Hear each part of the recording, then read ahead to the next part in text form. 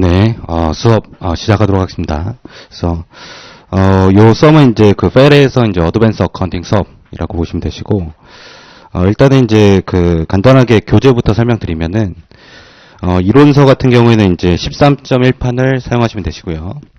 그 다음에, 문제집 같은 경우에는 이제 3판을 사용하면 된다라고 보시면 되시고, 그 다음에 이제 그 간단하게 그 출제 비중에 대해서 좀 설명드리면은, 우리 시험이 이제 코어 과목이 있었죠. 그래서 코어 과목이, 페레가 있었고, 그 다음에 이제 레귤레이션이 있었고요. 그 다음에 오딧. 그 다음에 이제 그, 선택 과목으로 BAR이라는 과목이 있었죠. BAR.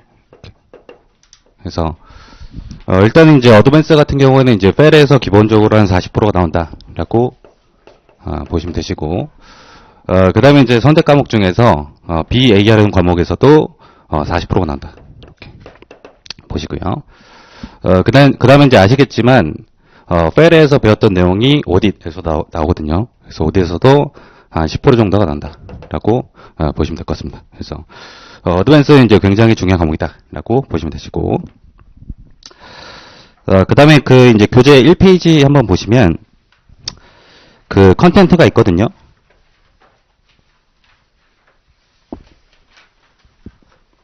그래서 결국에는 이제 우리가 어드밴스 어카운팅에서 총 그 10개의 챕터를 배웠는데, 이 중에서 이제 시험에서 가장 많이 나오는 거를 제가 말씀드리면, 일단은 이제 그 8장과 9장을 한번 보세요. 8장과 9장 보시면, 거기 이제 그 비즈니스 컴비네이션이라고 돼 있고, 머저가 8장 있고요.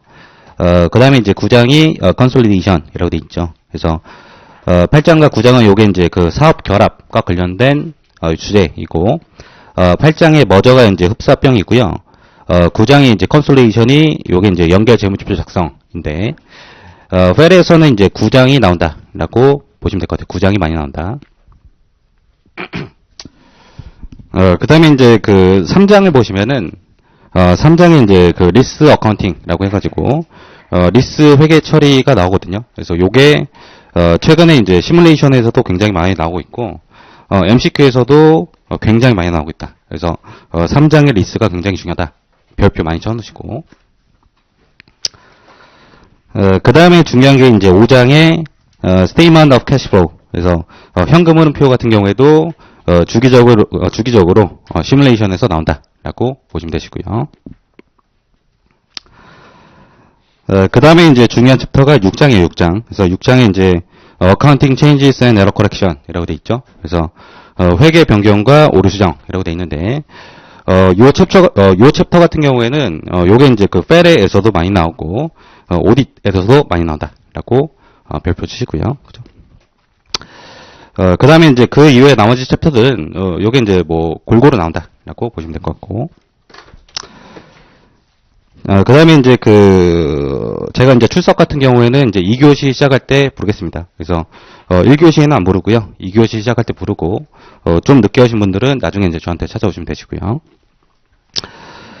그 다음에 이제 수업을 바로 시작할 건데, 그 1장이 이제 Revenue from Control with Customer. 그래서, 고객과의 계약에서 생기는 수익인데, 1장부터 하기보다는 제가 이제 수업을 해보니까, 7장부터 하는 게 좋아요. 그래서 7장 보시면, 에쿼티 메소드라고 돼 있고, 116페이지로 가겠습니다. 116페이지.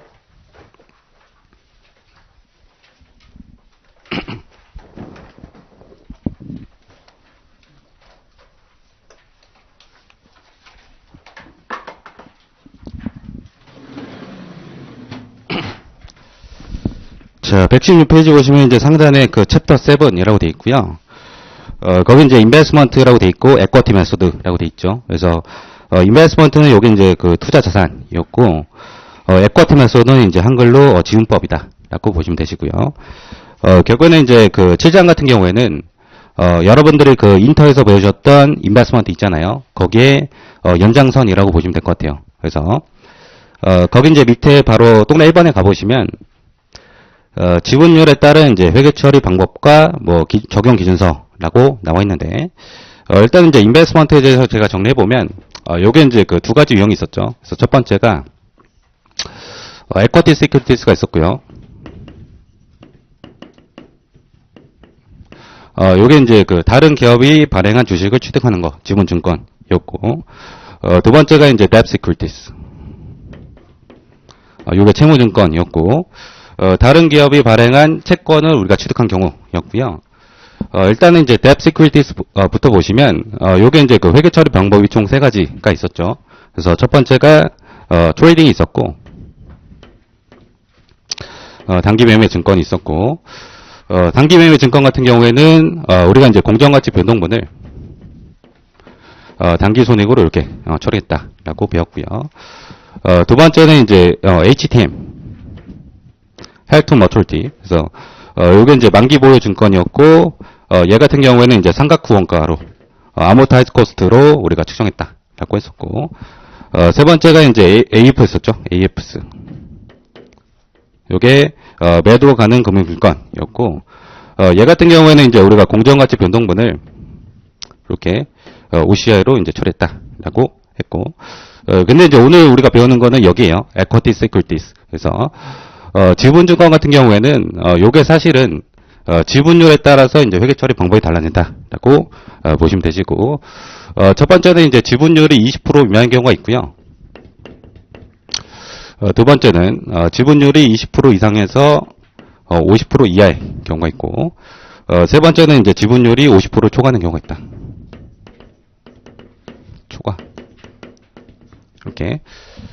그래서 이제 여러분들이 그 인터에서 배우셨던 뭐 페어밸류 메소드냐 코스트 메소드냐 그거는 결국에는 이제 지분율이 20% 미만인 경우를 말한다. 그래서 우리가 이제 주식의 공정가치를 알고 있는 경우에는 페어밸류 메소드 적용하시고 공정가치를 모르는 경우에는 이제 코스트 메소드를 우리가 이제 적용했었던 거고 그다음에 이제 우리가 그 다른 기업이 발행한 주식을 취득했는데 지분율이 20%에서 50% 사이다.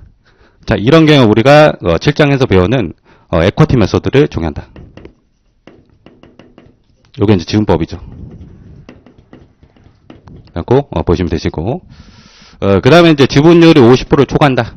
지분율이 50%를 초과하는 경우에는 우리가 이제 그 피투자 회사에 대해서 지배력이 있기 때문에 이런 경우에는 연결재무지표를 작성하는 거예요. Consolidated Financial Statement 이렇게. 그래서 결국에는 이제 우리가 7장에서 배우는 거는 여기 에쿼티 메소드 이거를 배운다라고 보시면 될 것 같습니다. 자, 그래서 그 교재 이제 그 밑에 표를 보시면 맨 왼쪽에 열에 이제 그 레벨 오브 오너십 있죠. 요건 이제 지분율이라고 돼 있고 지분율이 이제 less than 20%, 지분율이 이제 20% 미만인 경우에는 오른쪽에 이제 그 어카운팅 메소드가 있는데 공정가치법 또는 원가법이다. 그래서 fair value 메소드 또는 cost 메소드라고 배웠고 그 다음에 그 밑에 지분율이 20% 이상에서 50% 이하다. 자, 그런 경우에는 지분법 적용한다. 에쿼티 메소드 적용한다. 라고 돼 있고요. 그 다음에 이제 지분율이 more than 50%, 그래서 50%를 초과한다. 그런 경우에는 우리가 이제 그 연결회계, 연결재무지표를 작성한다. 라고 되는 거죠. 그렇죠?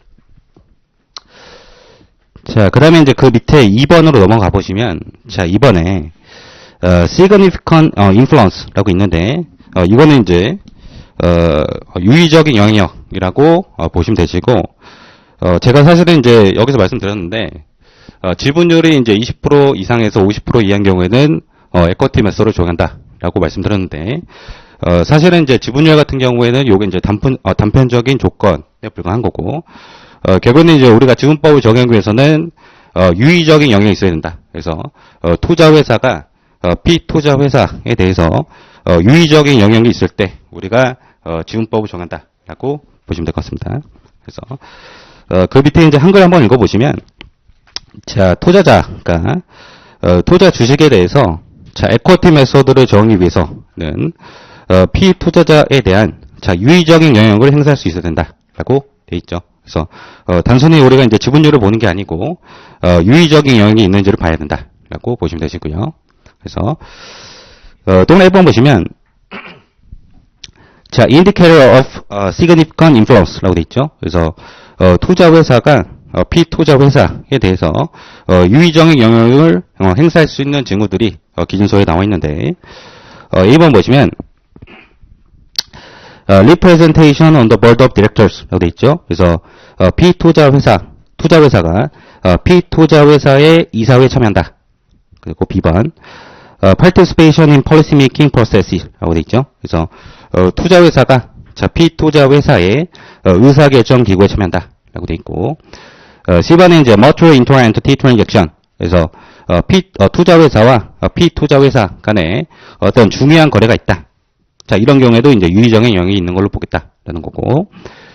D번에 이제 interchange of manager personnel. 그래서 투자회사와 이제 피투자회사 간에 경영진의 상호 교류가 있다. D번에 technological dependency. 그래서 투자회사가 이제 피투자회사에 대해서 어떤 필수적인 기술을 제공한다. 이런 경우에는 유의적인 영역이 있는 것을 보겠다라고 돼 있고, 이런 것들도 이제 요즘엔 안 나오는데 과거에는 멀티플에서 나왔었다라고 보시면 되시고, 뭐 간단하게 이제 보시면 되는 거예요. 그래서 그 밑에 이제 동그라미 2번 보시면, 자, indicator that an investor may not unable to exercise significant influence라고 돼 있죠. 그래서 투자회사가 피투자회사에 대해서 유의적인 영역을 행사할 수 없는 징후도 요게 기준서에 이제 명시가 돼 있는 거예요. 그래서 보시면 A번에 이제 opposition by an investee such as litigation라고 돼 있죠. 그래서 결국은 이제 그 피투자 회사가 투자회사로 하여금 유의적인 영역을 행사하는 것을 반대하고 있다. 그래서 소송 등의 원인 등에 의해서 뭐 간단하게 이제 넘어가시고 B번에 the investor and investee sign an agreement라고 돼 있죠. 그래서 투자회사와 피투자회사 간에 어떤 이제 약정을 체결했다라고 돼 있는 거죠. 그래서 피투자회사 같은 경우에는 투자자가 자기 자신에 대한 지분을 계속 취득하게 되면은 이제 경영권의 위협을 받게 되는 거죠. 그래서 결국에는 이제 피투자회사 입장에서는 나에 대한 지분을 뭐 더 이상 늘리지 말아달라. 자, 유의적인 영역을 행사하지 말아달라라고 그런 식으로 이제 서면으로 뭐 약정을 체결할 수 있다라고 보시면 되시고요. C번. 자, majority of ownership of the investee, 자, is concentrated, 자, among small group of shareholder라고 돼 있죠. 그래서, 피투자회사의 지분의 과반수가, 소수 주주로 이제 구성이 돼 있다라고 돼 있는데, 뭐, 간단하게 한번 해보면, 자, 여기다 한번 써보면, 예를 들어 이제 뭐, A라는 회사가 있는데요. 자, A라는 회사가 있는데, A라는 회사의 이제 주주 구성을 보니까, B라는 주주가 뭐 80% 갖고 있다. 그리고 뭐 C라는 주주가 뭐 20% 갖고 있는 거예요. 이렇게. 그죠? 근데 결국에는 이제 지분율이 80% 정도 되면은, A라는 회사에서 발생하는 모든 의사 결정에 대해서, B라는 주주가 이제 단독으로 결정할 수 있거든요. 그런 경우에는 이제 C라는 주주 입장에서는, 지분율이 20% 이상을 갖고 있더라도, 당연히, 유의적인 영역을 행사할 수 없겠죠. 왜냐면, 최대 주주가 얘가 단독으로 다 의사결정할 수 있으니까. 그죠? 이렇게 보시고.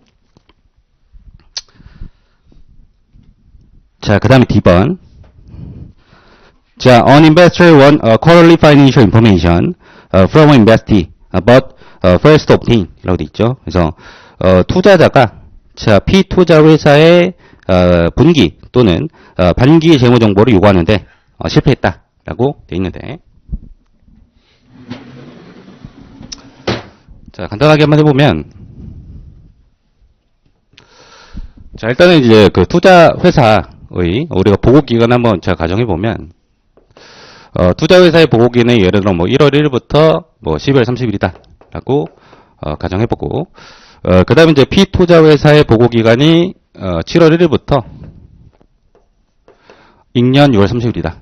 라고, 이렇게, 가정했을 때, 결국에는 이제 우리가 지분법이라는 걸 정하기 위해서는, 투자회사와 피투자회사가 보고기간을 일치시켜야 된다라고 보시면 되시고, 이런 경우에 결국은 이제 투자회사 입장에서는 피투자회사에 대해서 이렇게 이제 상반기 보고서 재무제표와 하반기 재무제표를 이렇게 요구하겠죠, 그죠? 이렇게 이제 그 투자회사가 피투자회사에 대해서 분기 및 반기 재무정보를 요구했는데, 자, 거절당했다. 자, 그런 경우에는 유의적인 영역이 없는 것으로 보겠다. 라고 되는 거예요. 그죠? 어려운 내용 아니고요. 자, 그 다음에 2번.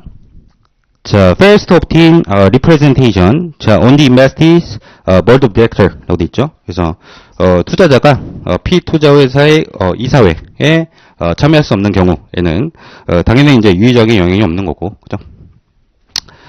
자, 그 다음에 이제 오른쪽에 보시면 상단에 동그라미 3번.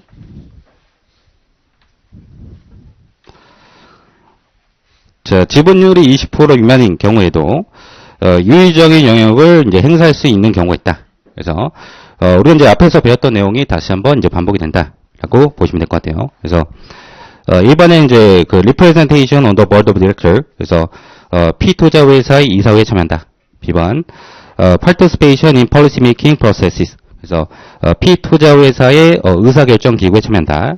C번에 mutual intra-entity transaction, 그래서 투자자와 피투자 회사 간에 중요한 거래가 있다.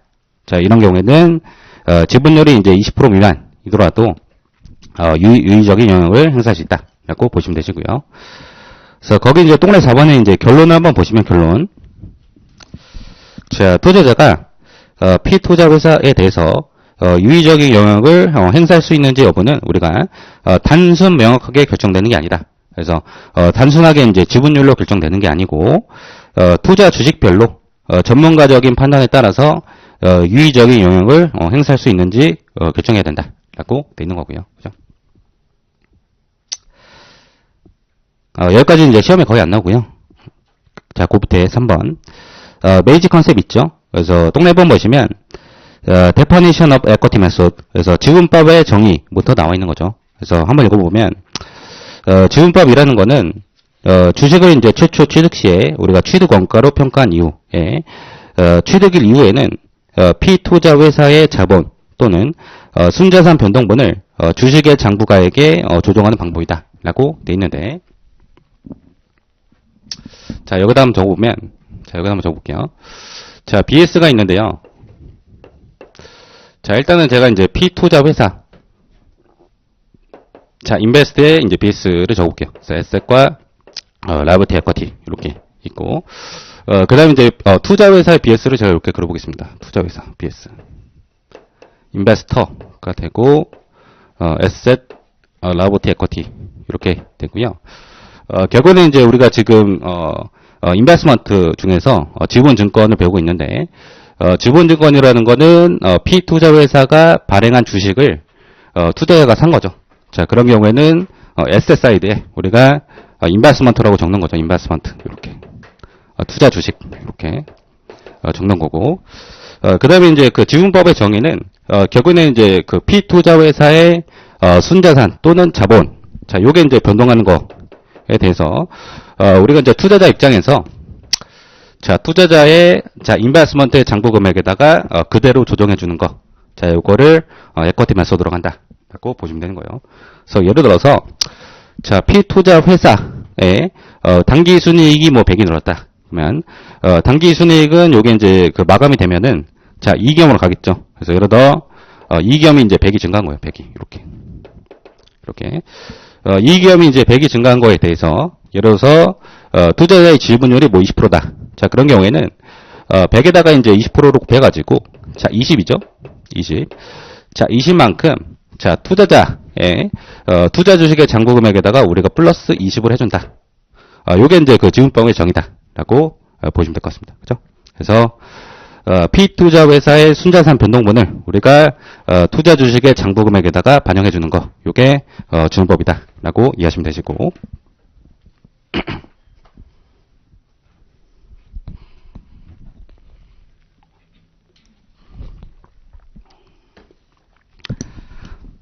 자, 그 다음에 그 밑에 이제 동그라미 2번 보시면, 지분법 적용에 의라고 돼 있고, 한번 읽어볼게요. 그래서, 자, an investor shall recognize each share of the earnings and losses of an investee, 자, in the period for which they are reported by the investee in its financial statement 라고 돼 있죠. 그래서, 지분법을 적용하는 이제 투자자 같은 경우에는, 피투자 회사가, 재무제표를 통해서, 당기 순이익을 이제 보고하는 시점에 투자 회사의 손익 중에서 자기 지분만큼 인식한다.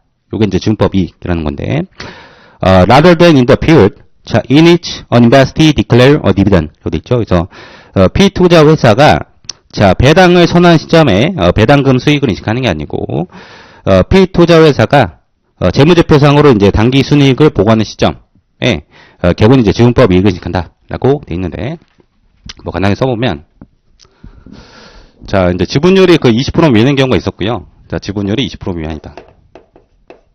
그 다음에 지분율이 이제 20% 이상에서 50% 이하다. 그죠? 지분율이 이제 20% 미만인 경우에는 우리가 페어 발류 메소드 또는 코스트 메소드를 정한다라고 했는데 결국에는 이제 지분율이 20% 미만인 경우에는 우리가 수익을 언제 인식하냐면 배당 선언일, 자, 배당 선언일 시점에 우리가 이제 배당 수익을 인식한다라고 보시면 되시고 그에 비해서 이제 우리가 지분법을 적용하는 경우에는 배당 선언일 배당 수익을 인식하는 게 아니고 피투자 회사가 당기 순이익을 보고하는 시점, 자, 당기 순이익을 보고하는 시점에 우리가 이제 지분법 이익을 인식한다.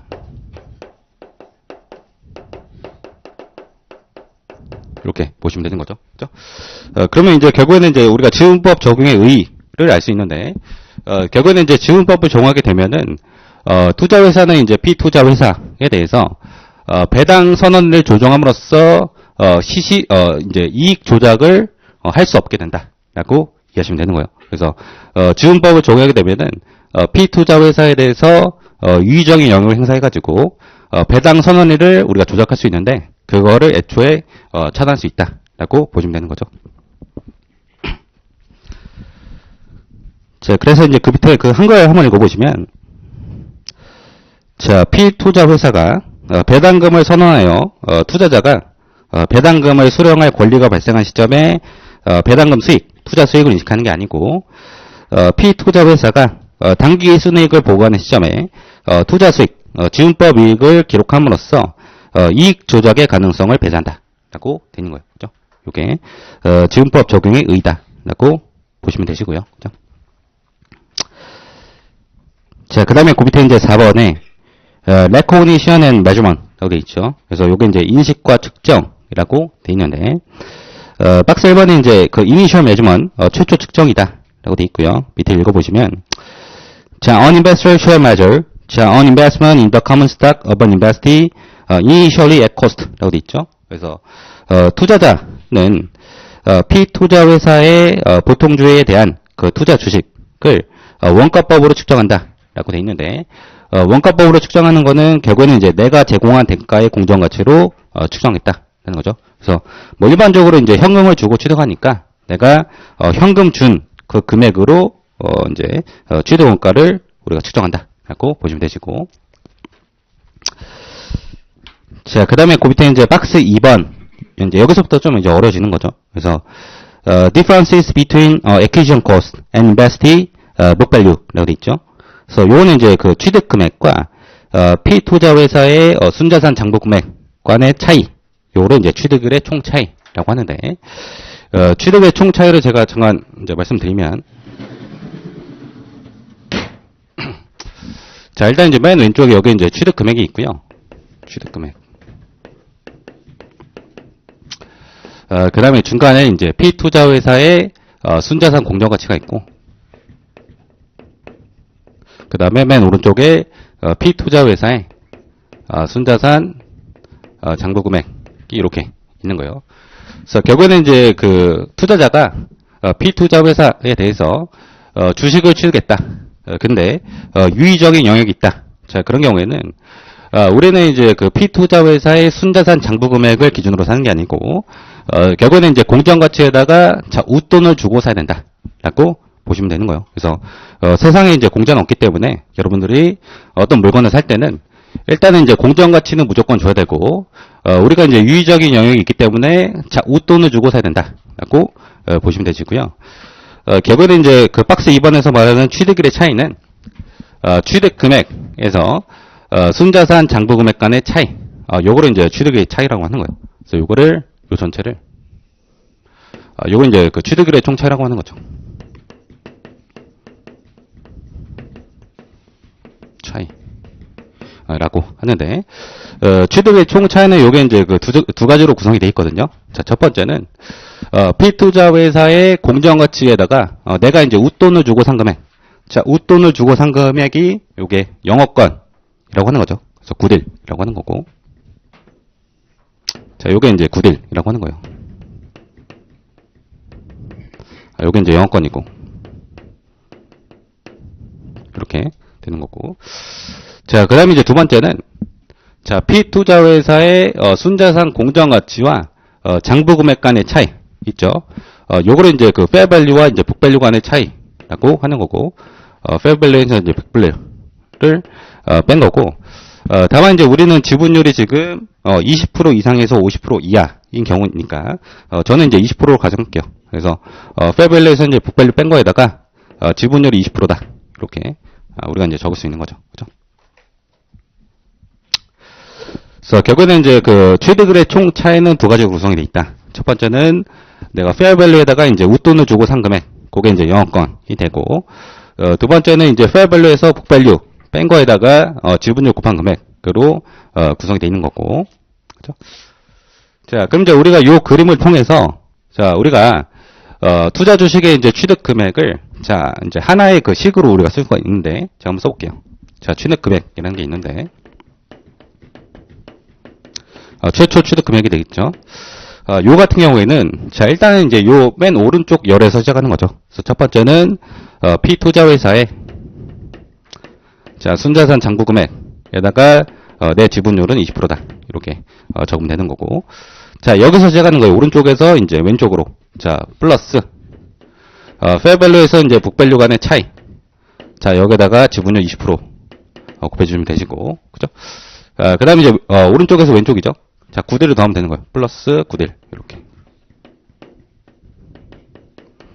이렇게. 그래서, 투자 주식의 이제 최초 취득 금액은, 피투자 회사의, 순자산 장부 금액에다가 지분율 곱해주시고, 플러스, 페어밸류에서 이제 북밸류 뺀 금액에다가 지분율 곱해주시고요. 그 다음에, 영업권을 더하면 된다. 라고 되어 있는 거죠. 그래서 이제 우리 교재를 한번 보시면, 그 117페이지 맨 밑에 화살표 있죠. 그래서 투자 주식의 이제 최초 취득 원가는 어떻게 되냐라고 되어 있는데, 피투자 회사의 순자산 장부 금액에다가 지분율 곱해주시고, 플러스 피투자 회사의 순자산 공정가치와 장부 금액 간의 차이에다가 지분율 곱해주시고요. 그 다음에 영업권을 더한다라고 되어 있는 거죠. 그죠? 자, 다음 페이지로 넘어가겠습니다. 다음 페이지.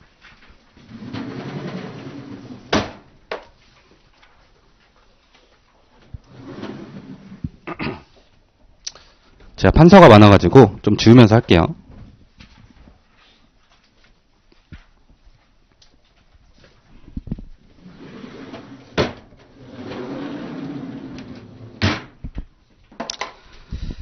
자, 118페이지 그 상단에 보시면 박스 3번이라고 돼 있고, subsequent measurement라고 돼 있죠. 그래서 이제 후속 측정이라고 돼 있는데, 결국에는 이제 후속 측정이라는 거는 우리가 이제 주식을 취득한 이후에 피투자회사의 순자산이 변동하겠죠. 자, 피투자회사의 순자산이 변동하는 거를 우리가 이제 후속적으로 측정해 주는 거예요. 그죠? 그렇게 보시면 되시고. 그래서 거기 동그라미 1번부터 이제 6번까지 나와 있는데, 제가 이제 그림으로 설명드리면, 자, 제가 이제 BS를 걸어보면, 자, BS. 요게 이제 그 피투자회사의 BS라고 보시면 되시고요. 에셋과 이제 라보티, 에쿼티 이렇게 돼 있고, 결국에는 이제 우리가 지분법의 정의를 다시 한번 보시면, 자, 여기 있죠. 그래서 지분법의 정의는 결국에는 이제 피투자 회사의 순자산이 변동하는 것에 대해서 투자자 입장에서 자, 투자 주식의 장부 금액에다가 그대로 조정해 주는 거다라고 돼 있는데, 그럼 이제 우리는 이제 구체적으로 자, 피투자 회사의 요 에쿼티, 자, 순자산이 변동하는 그 구체적인 사유에 대해서 공부해 보면 되는 거죠. 그래서 일단은 이제 에쿼티의 그 세부 구성 내역은 인터에서 배우셨는데, 캐피털 스탁이 있고 이제 APIC가 있고요. 그다음에 리테이너인스가 있고 OCI가 이렇게 있는데, 우리가 이제 그 수업 목적 상으로는 피투자 회사의 캐피털 스탁과 APRC가 변동하는 거는 시험에 안 나와요. 그러니까 요거는 이제 시험에 안 나온다. 요거는 우리가 이제 고민할 필요가 없는 거고. 결국에는 이제 P투자 회사의 이익염과 OCI가 이제 변동하는 거에 대해서 우리가 이제 공부하면 되는 건데. 자, 일단은 이제 리테인 어닝스 1번. 자, OCI 2번. 보시면 동그라미 1번이 이제 이익염이죠. 이렇게. 그래서 P투자 회사의 이제 이익염을 변동하는 사유는 크게 이제 세 가지가 있는데, 자, A, B, C라고 쓸게요. 첫 번째는 이제 P투자 회사의 단기 순이익이 발생했다. 단기 순이익이 발생했다. 자, P투자 회사의 이제 단기 순이익이 발생한 경우에는 우리가 이제 지분법 이익을 인식하는데 결국에는 이제 단기 순이익에다가 지분율 20%를 가정하고요. 그 다음에 뒤에 이제 빼주는 게 있는데 요거는 일단 무시하시고 결국에는 이제 P투자 회사의 단기 순이익이 발생한 경우에는 단기 순이익에다가 지분율 곱한 것만큼 우리가 지분법 이익을 인식한다라고 보시면 되는 거예요. 그래서 인베스트먼트 인컴을 이렇게 인식하시고요. 그 다음에 P투자 회사의 순자산이 증가했으니까 자, 인베스트먼트의 장부 금액을 우리가 증액시키는 거죠. 인베스트먼트. 이렇게 보시면 되시고. 자, 그 다음에 두 번째는 P투자 회사의 단기 순손실, 넷 오퍼레이팅 로스가 이제 발생했다. 자, 이런 경우에도 똑같이 넷 오퍼레이팅 로스에다가 지분율 20% 가정하고 뒤에 이제 빼주는 게 있는데 나중에 이제 설명드리고 결국에는 이제 P투자 회사의 단기 순손실이 발생한 경우에는 우리가 이제 지분법 손실을 인식하겠죠. 그래서 로스를 이제 인식하면서 자, 투자 주식의 장부 금액을 이렇게 감액시키는 거예요. 인베스트먼트. 이렇게 보시면 되시고. 자, 그 다음에 이제 세 번째, P투자 회사의 이익염이 이제 변동하는 세 번째 사유는 P투자 회사가 이제 배당금을 선언해가지고 지급한 경우다. 그래서 배당금 선언 및 지급. 배당 선언 및 지급이다. 이렇게 돼 있는데 일단 이제 우리가 P투자 회사 입장에서 한번 회계처리를 생각을 해보시면 자, P투자 회사 입장에서 자, 배당금을 선언했다. 자, 그런 경우에는 우리가 일단은 첫 번째로는 이제 이익염을 이렇게 우리가 차감하면서 디비던드 페이어블 미지급 배당금을 이렇게 잡는 거죠. 이렇게 잡았다가 결국에는 이제 배당금을 지급하면서 자, 현금이 나가겠죠. 그죠? 그럼 캐시가 이제 이렇게 나가면서 우리가 이제 디비던드 페이어블이었을게요. 페이어블. 디비던드 페이어블을 이렇게 이제 우리가 제거하는 거죠. 그죠? 자, 그럼 결국에는 이제 P투자 회사 입장에서 배당을 선언하고 지급했다. 그죠? 그런 경우에는 결국 이제 우리가 이렇게 상계를 해보면 자, 캐시가 나가면서 자, 이익염이 감소했죠. 그죠? 그럼 결국에는 이제 P투자 회사가 배당금을 지급하게 되면 P투자 회사의 순자산이 감소하는 거예요. 그죠? 자, 순자산이 감소하니까 우리가 투자 주식의 이제 장부 금액을 이렇게 감액한다. 라고 보시면 되시고, 다만 이제 투자자 입장에서는 자, 배당을 받았겠죠. 캐시를 받았으니까 상대 계정은 이제 캐시 이렇게 되는 거죠. 이렇게. 그래서 배당을 우리가 P투자 회사가 배당을 선언하고 지급하게 되면은 투자 회사 입장에서는 자, 배당을 받았는데 자, P투자 회사의 순자산이 감소했으니까 자, 인베스트먼트의 장부 금액을 감액시킨다. 라고 그렇게 이제 보시면 되시고. 자, 여기까지가 이제 이익염과 관련된 내용이고, 두 번째는 이제 OCI죠. 기타 포괄 손익. OCI가 있는데, OCI는 요게 이제 뭐 두 가지가 있겠죠. 그래서 첫 번째는 OCI 게인이 있고요. 두 번째는 이제 OCI 로스가 있는데, 이제 뭐 크게 중요하지 않는데, 예를 들어서 이제 P투자 회사에 대해서 자, OCI 게인이 발생했다. 자, 이런 경우에도 똑같이 이제 OCI 게인에다가 자, 지분율을 곱한다. 자, 20%가 가정할게요. 자, 지분율을 곱한 금액만큼 인베스트먼트의 장부 금액을 증액시킨다. 라고 보시면 되는 거예요. 그래서 인베스트먼트의 장부 금액을 이렇게 증액시키고 투자자 입장에서도 이제 OCI를 인식합니다. OCI 게인을 이렇게 보시면 된다. 그죠? 그래서 이제 생각을 해보시면 자, P투자회사에서 자, OCI 개인이 발생했다. 자, 이런 경우에는 P투자회사의 순자산이 증가했겠죠. 자, 순자산이 증가했으니까 인베스트먼트의 장부 금액을 증액시켜 주시고, 그 다음에 이제 OCI 개인에다가 지분율 곱한 금액만큼 똑같이 투자자도 OCI 개인을 인식한다. 라고 보시면 되는 거예요. 그죠? 그래서 여기서 말하는 요 이제 그 OCI 개인 같은 경우에는 우리 한글로는 관계기업 뭐 기타 포괄 손익 뭐 이런 식으로 이제 표현하거든요. 그래서 요게 이제 그 OCI 개인이고 OCI 로스는 이제 그 반대겠죠. 그래서 결국에는 OCI 로스는 똑같아요. OCI 로스에다가 지분율 20% 곱한 금액만큼 인베스트먼트를 감액시켰죠. 투자 주식의 장부 금액을 감액시키고 똑같이 이제 OCI 로스를 이렇게 이제 인식한다라고 보시면 되는 거예요. 그죠? 자, 이렇게 하면은 자, 우리 교재 이제 118페이지는 모든 내용을 다 했다라고 보시면 되는데, 자, 교재 한번 볼까요? 교재. 자, 118페이지 그 상단에 동화 1번 보시면, 자, invested net income 있죠. 그래서 P투자회사의 단기 순이익이 변동했다. 그죠? 그러면 A번 P투자자가 단기 순이익을 보고하면 단기 순이익에다가 이제 지분율 곱한 금액만큼 투자 주식의 장부가액을 증가시킨다라고 돼 있고, B번 P투자자가 단기 손실을 보겠다. 그런 경우에도 지분율만큼 곱해가지고 투자 주식의 장부가액을 감소시킨다라고 돼 있고요.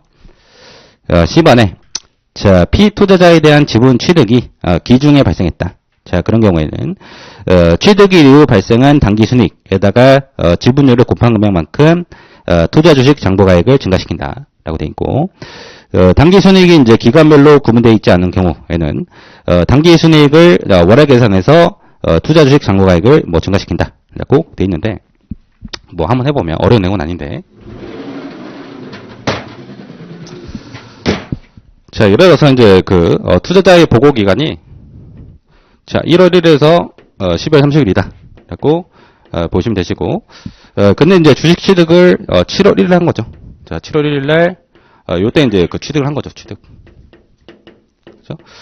우리가 이제 그 기중에 주식을 취득한 경우에는 취득 이후에 발생한 단기 순이익에 대해서 여기다가 이제 우리가 지분율을 곱해가지고 지분법 이율을 인식한다라고 보시면 되시고, 만약에 이제 그 단기 순이익이 기간별로 구분이 안 돼 있다. 자, 그런 경우에는 자 1년치 단기 순이익 있잖아요. 자, 1년치 단기 순이익에다가 지분율을 이제 곱하시면 되는데, 여기다가 이제 월을 한번 해야 된다. 그래서 12분의 6 이런 식으로 우리가 지분법 이익을 인식해야 된다라고 돼 있는 거죠. 이건 이제 기중 취득인 경우에.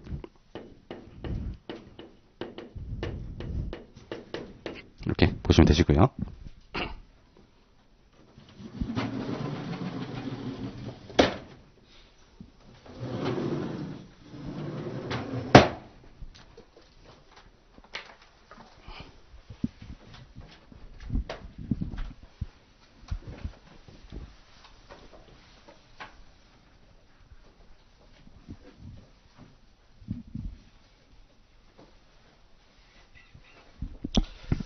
자, 동네 1번까지 했고요. 자, 동네 2번은, 요건 이제 우리가 제가 설명 안 드린 건데, 자, 동네 2번은 이거예요. 요게 이제 그 취득의 차이 삼각이라고 하는데, 자, 칠판 보시면은, P투자회사에 이제 단기 순이익이 발생했을 때, 우리가, 단기 순이익에다가 지분율 곱하고, 뒤에 이제 빼주는 게 있다라고 했는데, 뒤에 빼주는 게 요게 이제 그 취득의 차이 삼각이라고 보시면 되시고, 요게 이제 우리 교재상으로는 요게 이제 박스 2번인 거죠. 박스 2번. 요건 이제 제가 잠깐 뒤에 설명드리고요. 자, 그 다음에 동네 3번에 이제 그 invested cash dividend라고 돼 있죠. 그래서 배당금 수령시라고 돼 있는데, 한글 바로 가보시면, 자, P투자회사로부터 이제 배당금을 받았다. 그런 경우에는, P투자회사의 순자산이 감소했으니까, 투자 주식의 장부 금액을 감액시키고, 현금이 들어왔다라고 회계 처리하시면 되는 거죠. 그죠? 그렇게 돼 있고. 자, 그 다음에 동네 4번. 자, invested equity adjustment for other comprehensive income라고 돼 있죠. 그래서 P투자회사의 OCI 변동이 있었다라는 거죠. 그래서 OCI 변동이 있는 경우에는 OCI 변동액에다가 지분율 곱한 금액만큼 우리가 이제 투자주식의 장부 금액을 증가 또는 감소시키면서 상대 계정으로 똑같이 OCI로 인식한다라고 했고 118페이지 하고 있습니다. 118페이지. 자, 그래서 이제 그 밑에 당구장 표시로 이제 OCI 종류라고 돼 있는데 이거는 이제 우리가 뒤에서 다 배울 거거든요. 그래서 넘어가시고. 자, 그 다음에 동그라미 5번 보시면 자, Investees Equity Adjustment for Capital Stock APIC라고 돼 있죠. 그래서 피투자회사의 캐피탈 스탁과 APIC의 변동이라고 돼 있는데 그 밑에 보시면 자, 피투자회사의 자본의 구성 요소 중에서 자본금과 이제 자본잉여금의 변동 또 투자주식의 장부금액에서 우리가 조정하는 거 맞다. 조정하는 건 맞는데 수업 목적상으로 해당 변동 요인은 고려하지 않는다라고 돼 있고요. 그 다음에 동그라미 6번에 이제 그 intra-entity gains and losses 어디 있죠? 요건 이제 그 내부 거래에서 발생한 미실현 손익인데 이것도 이제 실장에서 안 나와요. 그래서 동그라미 5번과 동그라미 6번은 뭐 지우셔도 될 것 같다. 시험에 안 나오니까 지우셔도 될 것 같고. 그래서 일단은 이제 제가 이렇게 설명드렸는데 결국에는 이제 우리가 안 배운 거는 동그라미 2번에 취득일의 차이 상가액. 요거는 이제 제가 설명드릴 거예요. 그래서 취득의 차이 상가액은 거기 이제 119페이지 하단에 연구 있거든요. 그 연구를 보시면 되는데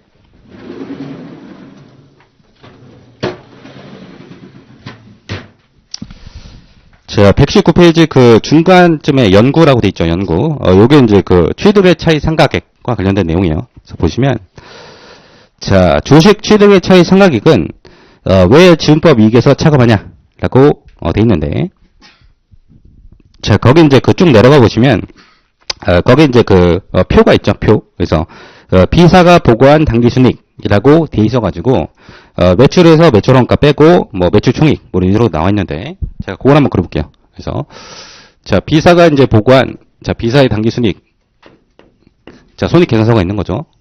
보시면은 일단 이제 매출액이 이제 7만이라고 돼 있고요. 그 다음에 이제 매출원가가 요게 4만이고 매출액에서 이제 매출원가를 빼면 요게 이제 GP죠. GP가 이제 3만이 이렇게 나오고 그 다음에 이제 판관비가 이제 Operating Expenses가 되는 거죠. 영업비용이 여기 10,000불 여가지고 결국에는 이제 영업이익이 20,000불인데 영업에 손익은 없다고 가정하면은 법인세 높고 요게 이제 그 당기순이익이 되는 거죠. 당기순이익이 2만이 됐고요. 그 다음에 이제 우리가 그 지분율을 20%로 가정해 볼게요. 지분율이 20%다. 여기다 곱하기 20% 하면 결국에는 이제 우리가 지분법 이익으로 인식해야 될 거는 지분법 이익이다. 자, 여기 4,000 이렇게 나오죠. 그죠?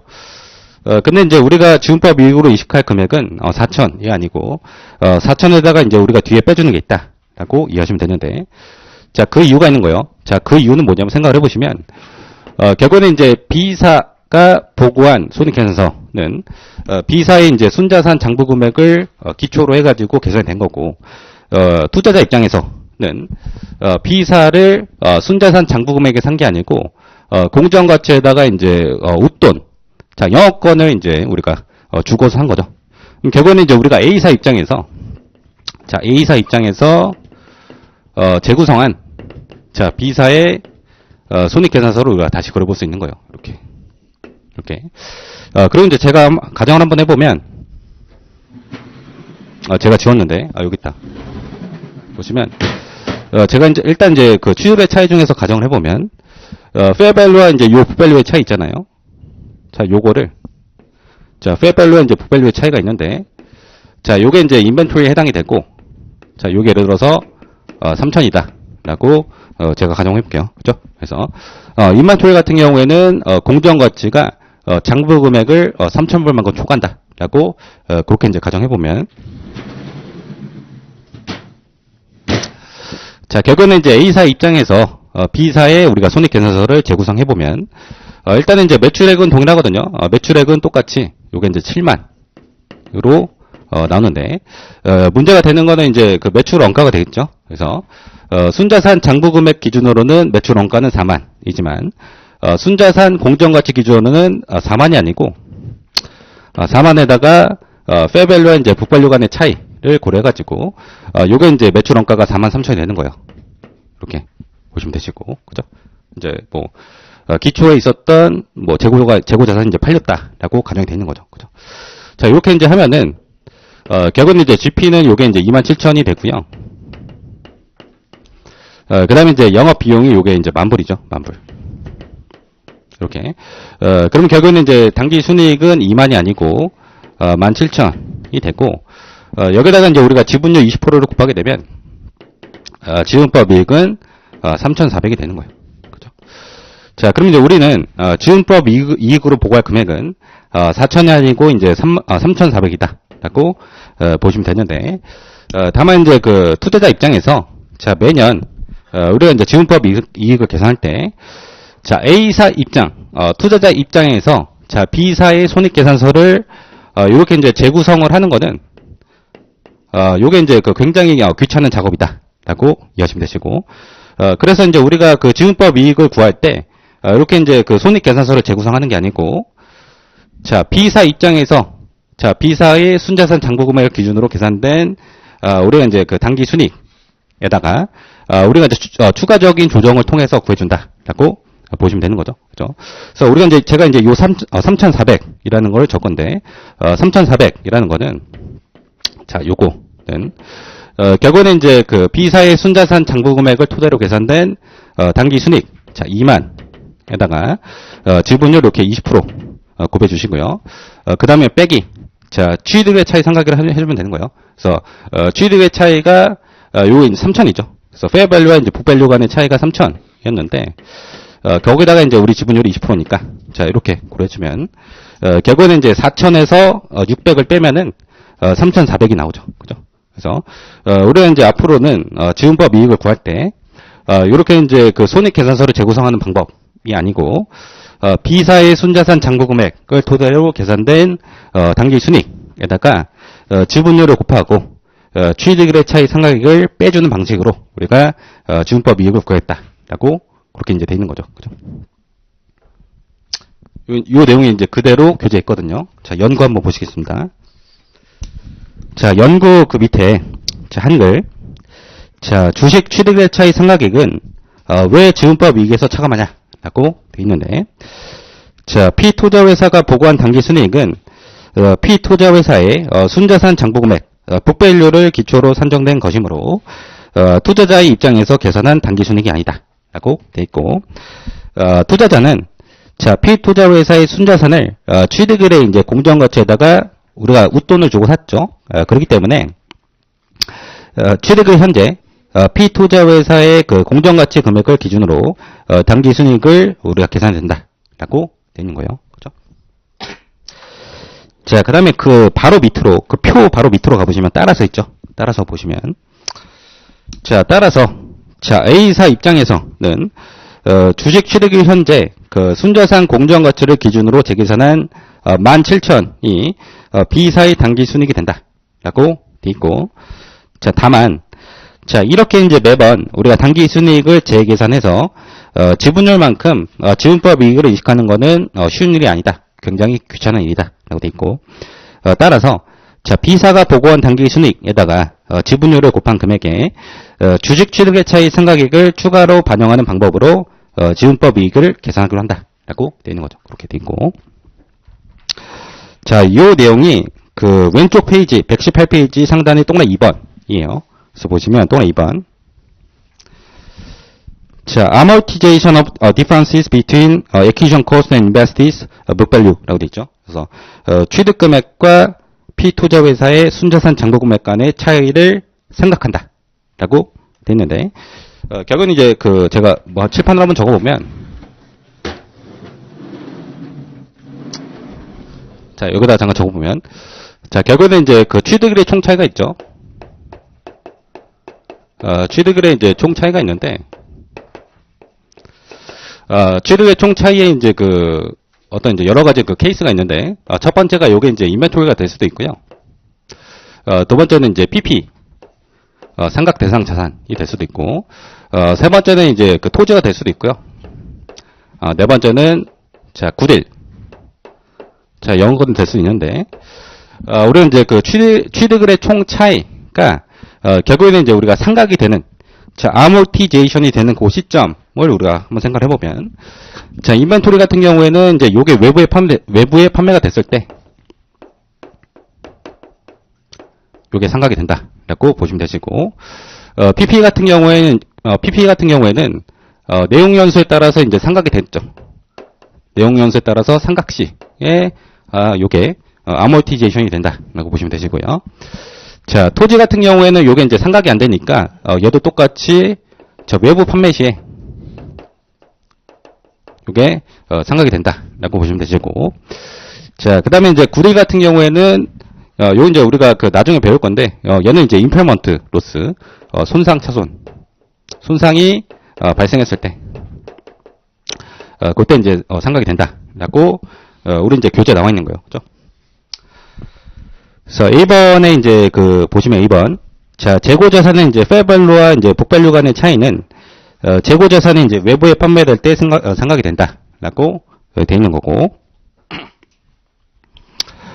자, 그 다음에 B번. 자, 유형자산의 이제 페어밸류와 북밸류 간의 차이는, 유형자산의 내용 연수 동안 삼각이 된다라고 돼 있고. C번에 이제 그 영업권의 경우에는 이제 손상차손이 발생할 경우에 삼각이 된다라고 돼 있고요. 추가적으로 이제 토지 같은 경우에는 외부에 판매될 때 삼각된다라고 뭐 추가해 주시면 되는 거죠. 그렇게 돼 있는 거고. 자, 그 다음에 이제 오른쪽 페이지 상단으로 가보겠습니다. 오른쪽 페이지 상단.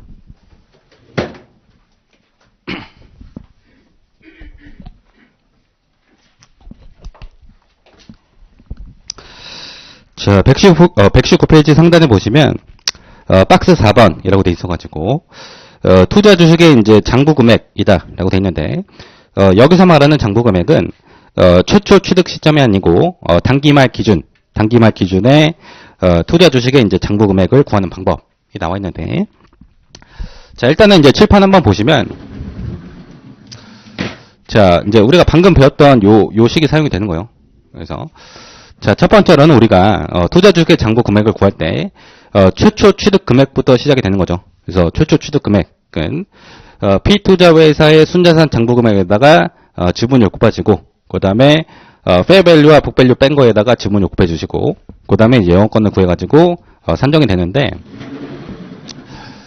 자, 요 식은 이제 제가 그대로 써보면, 자, 일단은 이제 그 최초 취득 시점이 있는 거죠. 취득 시점. 취득 금액. 그래서 똑같이 써보면, 자, P투자회사의, 순자산 장부금액에다가, 지분율 20% 가정할게요. 지분율 20%. 그러시고, 플러스, 자, 페어밸류와 이제 북밸류 간의 차이에다가 지분율 20%, 곱해주시고, 플러스 여기다가 이제 영업권을 더하면 된다. 이렇게 돼 있고. 자, 그 다음에 우리가 이제 subsequent measurement 하면 되는 거죠. 그래서, P투자회사의, 순자산 변동, 을 고려해주면 되는데, 그래서 예를 들어서, 자, P투자회사에 이제 단기순이익이 발생한 거예요. 단기순이익이 발생했다. 자, 단기순이익이 발생한 경우에는, 우리가, 단기순이익에다가, 지분율 20% 곱해주시고, 빼기, 취득의 차이 삼각익을 이렇게 빼주면 된다. 라고, 했고, 자, 그 다음에, 자, P투자회사에, 단기 순손실이 발생했다. 오케이. 단기 순손실이 발생한 경우에는, 자, 마이너스에다가, 지분율 20% 빼기, 취득일의 차이 삼각액. 이렇게, 우리가 해주면 되는 거고. 자, 그 다음에 이제 P투자회사가, 배당을 이제 지급했다. 자, 배당 지급했다. 자, 배당을 지급한 경우에도, 결국은 이제 배당 총액이 있는 거죠. 자, 배당 총액에다가, 지분율 곱한 금액만큼, 우리가 투자 주식의 장부 금액을 감액한다라고 했고요. 자, 그 다음에 이제 P투자회사에 그 OCI 게인이 발생했다. 자, OCI 게인. 자, OCI 게인이 발생한 경우에는 자, OCI에다가 지분율 20% 곱한 금액만큼 우리가 투자 주식의 장부 금액을 증가시킨다라고 했죠.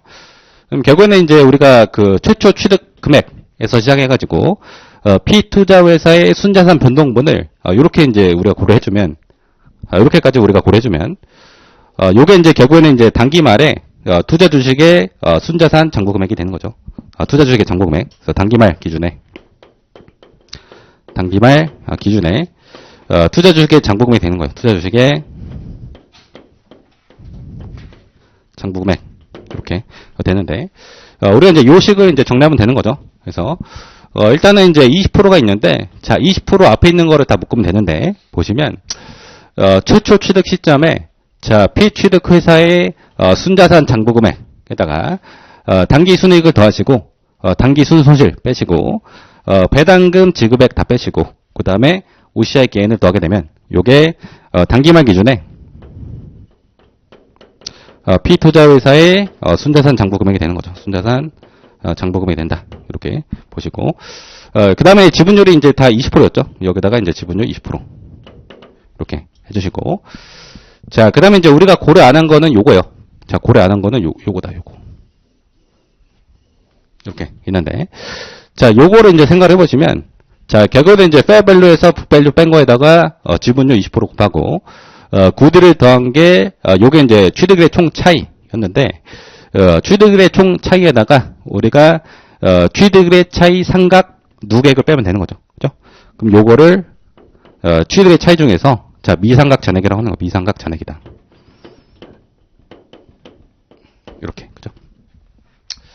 자 그래서 이제 우리 교재를 보시면 거기 이제 그 방법 1번이 있고 방법 2번이 있는데 제가 이제 그 최초 취득 금액에서 시작해가지고 단기 순이익, 단기 순손실, 배당금 지급, OCI, 게인 or 로시스 이렇게 이제 우리가 제가 이제 고려했는데 요게 이제 그 방법 1번이라고 보시면 되는 거예요. 방법 1번에 따라서 최초 취득일로부터 우리가 subsequent measurement를 해가지고 단기 말 기준에 투자 주식의 잔고 금액을 구하는 방법이 요게 이제 방법 1번이고 이제 방법 2번은 요 식이에요.